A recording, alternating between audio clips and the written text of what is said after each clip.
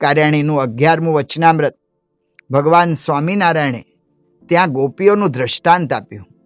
શ્રી કૃષ્ણ ભગવાન એની સાથે ગોપીઓને પણ અનહદ પ્રેમ હતો. ભગવાન વગર રહી ના શકાય.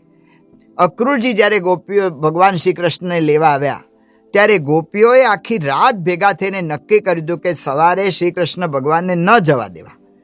કદાચ જો અક્રૂર ન રોકાય તો રથના આડા સૂઈ જવું, મરી જવું, પણ ભગવાનને ન જવા દેવા. આવો નિશ્ચય.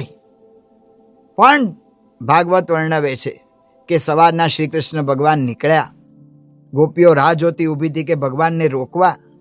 ભગવાને એક વાક્ય નથી બોલ્યા. ભગવાને ખાલી દ્રષ્ટિ જ કરી. દ્રષ્ટિ માત્રમાં ગોપીઓ બધું સમજી ગઈ અને હઠી ગઈ અને ભગવાનની મરજી પ્રમાણે ભગવાનને જવા દીધા મથુરામાં. અને ત્યારબાદ કોઈ દિવસ માખણ વેચવાના બાને પણ મથુરા ગઈ નહીં. ભગવાન સ્વામિનારાયણે કાર્યાણીના 11મા વચનામૃતમાં કહ્યું કે આનું નામ સાચો પ્રેમ. આનું નામ સાચો પ્રેમ કે જે પોતાના પ્રિયતમની મરજી લોપે નહીં. પ્રેમની અંદર શરણાગતિ હોય, એમાં અપેક્ષા ના હોય.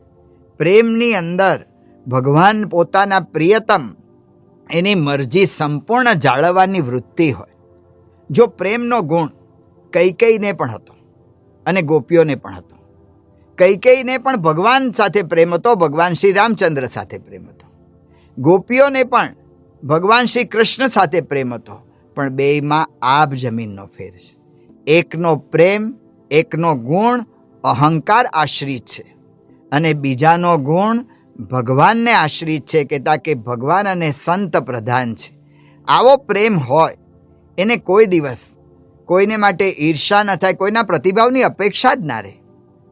મોરબીની અંદર જ્યારે 1979માં પૂર આવ્યું ત્યારે પ્રમુખ સ્વામી મહારાજના આદેશથી 1509 યુવકો ત્યાં સેવા માટે દોડી ગયેલા. પ્રમુખ સ્વામી મહારાજ જ્યારે આ સેવા કાર્ય જોવા પધાર્યા, યુવકોની સેવા જોઈને બહુ રાજી થયા, પ્રસન્ન થયા. પણ એ વખતે પ્રમુખ સ્વામી મહારાજે યુવકોને કહ્યું કે આપણે જે આ સેવા કરીએ છીએ એ કોઈના પર ઉપકાર નથી કરતા. આપણે જે આ સેવા કરીએ છીએ એ ભગવાનને પ્રસન્ન કરવા કરીએ છીએ. જો આ તો એક સામાજિક સેવા હતી, પરોપકારનું કાર્ય હતું, ઉપકારનું જ કાર્ય હતું. પણ પ્રમુખ સ્વામી મહારાજ કહે છે કે દ્રષ્ટિ ન રાખશો. પ્રમુખ સ્વામી મહારાજે કહ્યું કે ભગવાનને પ્રસન્ન કરવા માટે આપણે કાર્ય કરીએ છીએ. જો હું કોઈના પર ઉપકાર કરું છું એવી મારી દ્રષ્ટિ રહેશે તો એના પ્રતિભાવની અપેક્ષા રહેશે, અને જો સારો પ્રતિભાવ ન મળ્યો તો પ્રશ્ન થશે. પ્રમુખ સ્વામી મહારાજના પ્રત્યેક ગુણો આવા હતા કે જે ગુણની પાછળ બળ હતું ભગવાનને સંત કહેતા કે એની પ્રસન્નતા. એટલે એમને કોઈનો સારો પ્રતિભાવ મળે કે ખરાબ પ્રતિભાવ મળે કોઈ દિવસ પ્રશ્ન થતો નહીં. એટલે એમને કોઈની સાથે ઈર્ષા થતી નહીં, સ્પર્ધા થતી નહીં. 1977ની સાલમાં પ્રમુખ સ્વામી મહારાજ એ પોતે પરદેશ પ્રવાસમાં હતા. ત્યાં તેમને સમાચાર મળ્યા કે હરે કૃષ્ણ પ્રવૃત્તિના સ્થાપક એવા પૂજ્યપાદ ભક્તિ વેદાંત સ્વામી એ ધામમાં ગયા છે. કહેતા કે એમણે દેહ ત્યાગ કરીને ગોલોકધામ નિવાસી થયા છે. આ સમાચાર પ્રમુખ સ્વામી મહારાજને મળ્યા ત્યારે પ્રમુખ સ્વામી મહારાજ દિલગીર થયા અને એમણે સાથે ઊભેલા બધા સંતો કાર્યકર્તાઓને કહ્યું કે જો 5-10 વર્ષ વધારે રહ્યા હોત તો સારું હતું. જો એમના અંતરમાં સ્પર્ધા નથી, એમને એવું નથી કે મારું જ આગળ વધે બીજાનું ન વધે. આ પ્રમુખ સ્વામી મહારાજની મોટામાં મોટી વિશેષતા હતી કે એમના ગુણો એ ભગવાન અને સંત પરક હતા, એના આધારે હતા. એટલે એ ગુણમાં પ્રશ્ન ન થયો. તો એટલા માટે પ્રેમનો ગુણ જો આવો વિશુદ્ધ હોત, કૈકેયીનો પ્રેમનો ગુણ જો આવો વિશુદ્ધ હોત તો પ્રશ્ન ન થાત. એટલા માટે ભગવાન સ્વામિનારાયણે કહ્યું કે ગુણને સમજે. કહેતા કે ગુણને સમજવા જોઈએ, એનો આધાર કોણ છે, એનું પ્રેરક બળ કોણ છે, અને એને શુદ્ધ કરવો જોઈએ. આ રીતે કરે તો પોતે પોતાને સમજે. જ્યારે આપણે આવી વાત કરીએ ત્યારે આપણને એમ લાગે કે આ બધું કેવી રીતે કરવું અને આ કઈ રીતે શક્ય થાય. તો એની અંદર એક મોટામાં મોટી વાત એ છે કે એની અંદર પ્રમુખ સ્વામી મહારાજે બતાવેલ જે ઉપાય એ પ્રમાણે કરે છે તો એને આ અનુભવ થાય છે. પ્રમુખ સ્વામી મહારાજે કૌટુંબિક એકતા માટે 4 ઉપાય બતાવ્યા. એમાં પહેલી વાત કરી કે સત્સંગ કરે, બીજી વાત કરી કે ઘર સભા કરે. આ ઘર સભા એક એવું મોટું માધ્યમ છે. પ્રમુખ સ્વામી મહારાજના પ્રતાપે એવું એક મોટું કાર્ય એની અંદર થાય છે.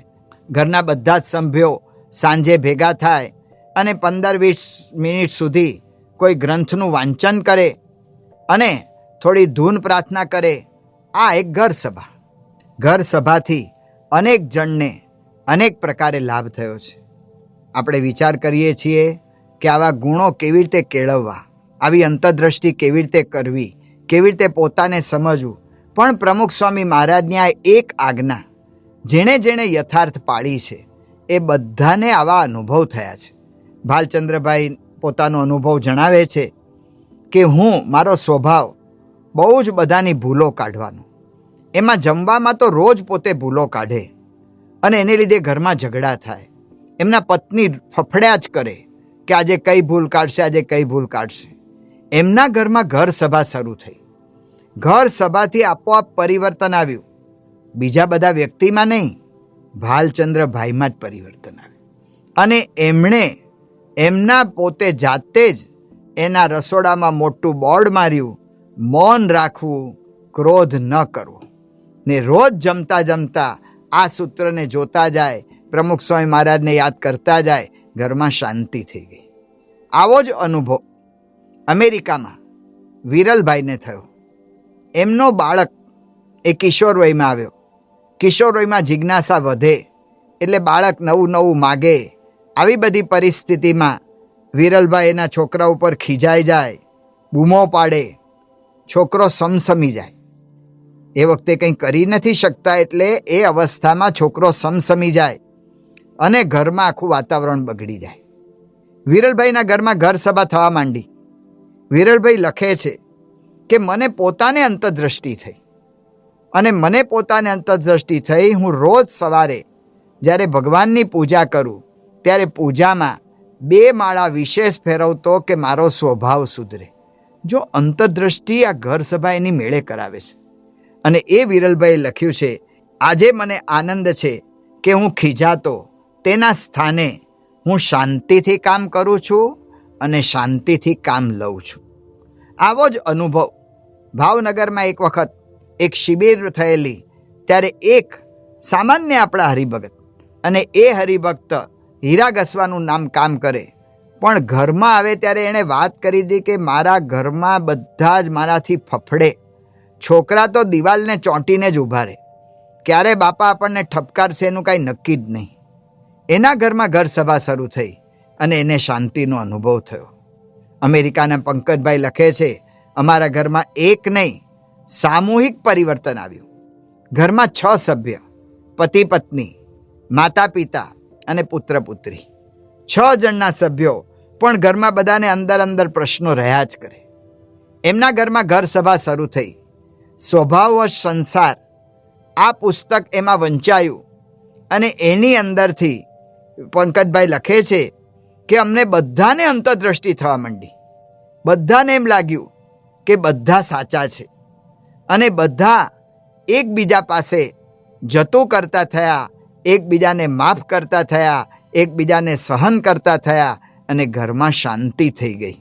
ઘર સભા એક બહુ જ મોટું માધ્યમ છે જે પ્રમુખ સ્વામી મહારાજે પ્રવર્તાવીને હજારો કુટુંબમાં શાંતિ સ્થાપી છે. એવો અનુભવ આજે પણ અનેક કરે છે. પ્રગટ ગુરુહરિ મહંત સ્વામી મહારાજ એ જ્યારે લંડનમાં પધાર્યા હતા અને લંડનમાં ત્યાં શિબિર શરૂ થતી હતી. શિબિરની અંદર સ્વામીશ્રીએ ઘર સભાનો આદેશ તો આપ્યો હતો. પછી સ્વામી ઊભા થયા અને ઊભા થઈને સ્વામી હવે પોતાના ઉતારે જતા હતા, પણ સ્વામીને એટલું બધું અંતરમાં હતું તો ઊભા ઊભા ત્યાં આગળ આવ્યા, રોસ્ટ્રમ આગળ, અને ત્યાં ફરી સ્વામીએ બધાને કહ્યું કે આ ઘર સભા છે એ most effective and in general. આ ઘર સભા સૌથી વધુ અસરકારક છે અને બધામાં કહેતા કે મોટા પાયે અસરકારક છે. અને એનો અનુભવ આજે લાખોને થાય છે.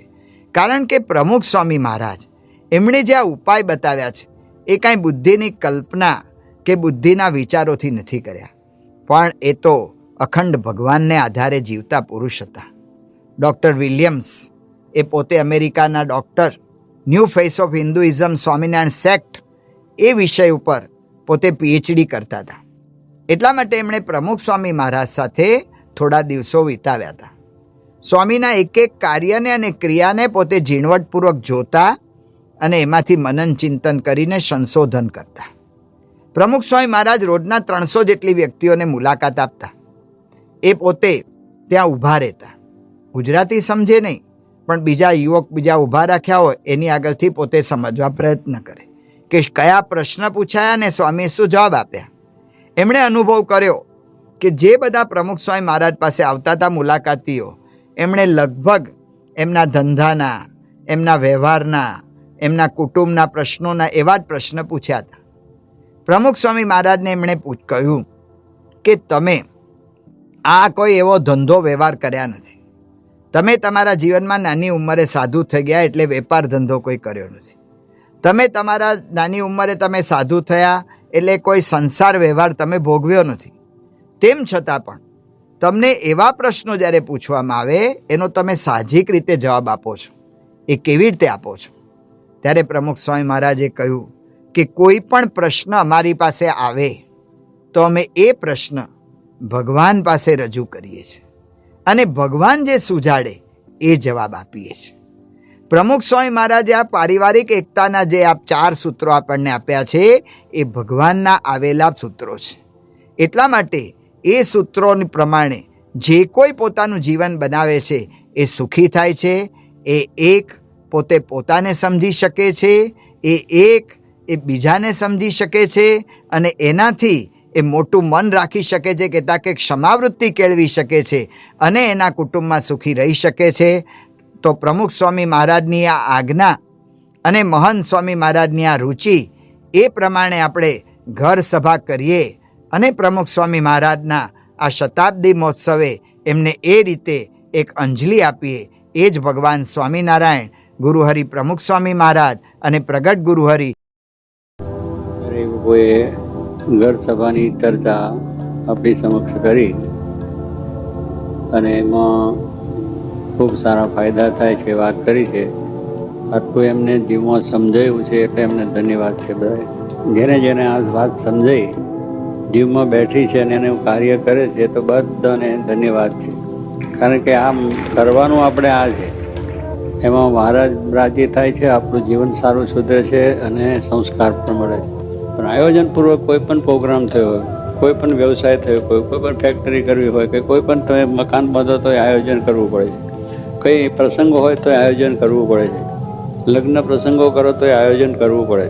હવે એ બધાની અંદર માથાકૂટ કરીને આયોજન કરીને ટાઈમ બધો વ્યવસ્થિત કરીએ છીએ તો આ આયોજન કેમ ના આવે?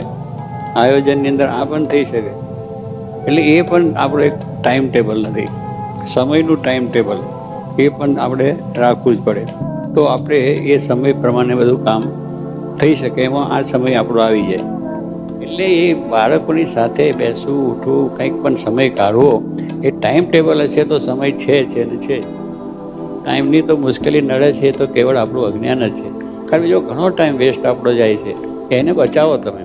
માતા પિતાની બહુ જ અગત્યની અંદર છે કે માતા પિતા પોતે જો આટલું સમજે કે મારે આ સંસ્કાર મેળવવા છે અને એને આપવા, પણ પોતે જ મેળ ના હોય, પોતે જ કંઈક આમ જતા રહે, પેલા આમ જતા હોય, બે એ જ ભેગા ના થતા હોય હાજી આખા દિવસમાં, તો ક્યાંથી કામ થાય?